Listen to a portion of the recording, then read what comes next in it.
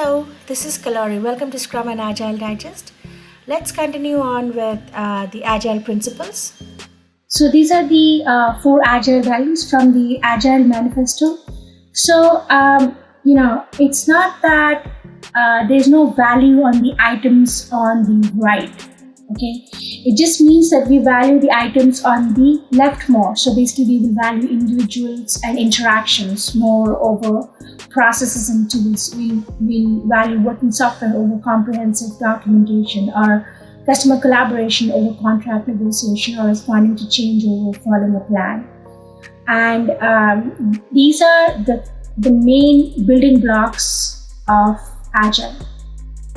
Now let's move to the 12 principles of Agile.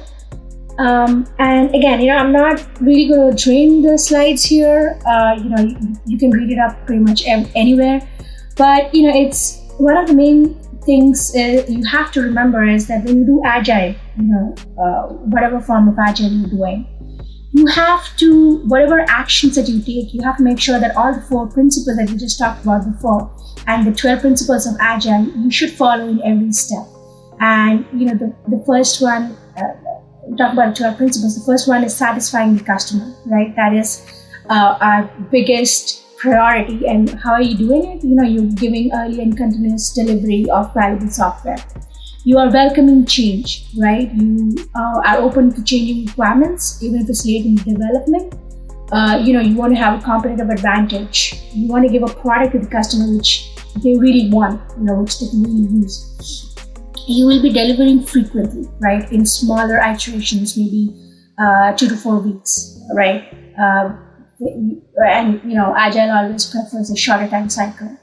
And then you have to work together. It's all about teamwork. You have business folks, you have developers, you have product owners, Scrum Masters. Everybody needs to work together. And then the next one basically is trust and support, right? You have to have motivated individuals. You give them the environment that they need. You support them. You need to have a face-to-face conversation. That's a really good way to convey information. And next, you need to have working software, right? That is the primary measure of progress. And then, Agile will promote sustainable development. You'll have sponsors, developers, and users. They should maintain a constant pace indefinitely. Then there's continuous attention. You have to maintain simplicity, and then have the best architecture by having self-organizing teams. And your best designs will emerge when your teams are self-organized, they're managing themselves. And then at regular intervals, you reflect on how to be more effective, fine-tune and adjust accordingly. And that's what retrospectives do. And we'll talk more about retrospective once we get to Scrum. All right. So these slides pretty much, we'll talk about same thing that we discussed before. Agile is lightweight, it's people-based rather than plan-based, and that's why it's so popular in industries now. And then, there's a comparison of Waterfall versus Agile. This is, in project management, we talk about the iron triangle, right? Like you can see here, it's very clear, right? If you see the triangle on the left, the green triangle, it's more of a traditional waterfall method, right? So the scope in waterfall is always fixed. You usually don't want to change that. But what basically will vary is the time and the cost based on your scope. In Agile, it's the triangle on the right, the gray triangle. It's an inverted triangle, right? It's just the opposite. So what is fixed is the time and the cost, right? So basically schedule. You can have 2 weeks of schedule, 4 weeks of schedule, but the time is fixed, the cost is fixed, and what can change is the scope, right? So the scope will basically change based on how much the team is able to commit in fixed iteration, fixed time box of time that we have and cost that we have. And this is pretty much, if you've done Scrum, these are the building blocks of Scrum, right? The sprints in Scrum. So again, this is just another comparison of Waterfall versus Agile. And so, what we have on the left is kind of Waterfall. You might have the project manager here. There's a lot of command and control going on. On the right side, it's more of Agile. So you can see the teams are self-organizing, and you might have a Scrum Master who's also part of the team, and they're all collaborating to give you products in increments. So again, this is another view. And guys, I'm stressing a lot on Waterfall versus Agile because before we actually start talking about Scrum, it's important for you to know why we do Scrum. What is the advantage of Agile over Waterfall? So this slide is something we've talked about a little before. So, Waterfall, this actually shows that it can go anywhere from, let's say, January to December. This is just a timeline, right, of a project. Let's say it goes for 12 months. And, in this, all the 12 months, you're doing analyze, design, develop, test, deploy. So this is Waterfall. In the bottom of the slide, what you see here is we are doing all of this, whatever we're supposed to achieve in 12 months, we are doing in small iterations, right? We're doing design, we're doing develop, we're doing test, deploy, analyze, right? So it's not like we're doing anything different in Agile. We pretty much bundle up whatever we do in Waterfall, but the only difference is instead of 12 months, we're doing it in small iterations. So you might do small iterations of 2 weeks or 4 weeks, show the product to the stakeholder, get their feedback. But we are not cutting down on our design or develop or test. All of that is still there. So, the product that you will get should be high quality product. So what does Agile bring to the table? Shorter dev cycles, customer participation, direct feedback. It's going to help you reduce risk, better quality products, continuous testing, and integration. All right.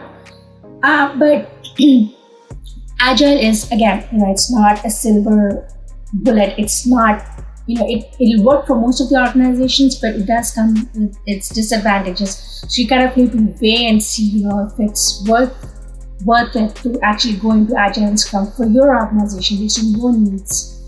It's a new process. So, nobody likes change. So, you have to get the buy-in from your management. You have to get the buy-in from your organization, whether you should actually be able to do, if they'll support you in doing Agile or not. That's important, right? You need the funds. There's no established process as such. You're going with those 12 principles, those 4 values. It may or may not work for your organization. It needs a cultural change, definitely. It's a big change. It's a big mindset change. You were doing a product development and release in 1 year. Now you're doing it in 2 weeks. You're doing 4 weeks of iteration. There's more interaction between the teams. So there's no really defined role for people in the team. So it's a big cultural shift, and then that's human nature. We just resist to change. So you have to keep those things in mind before you do Agile. So I always say, and I've seen many successful companies who do Scrum or Agile, they always go slow, right?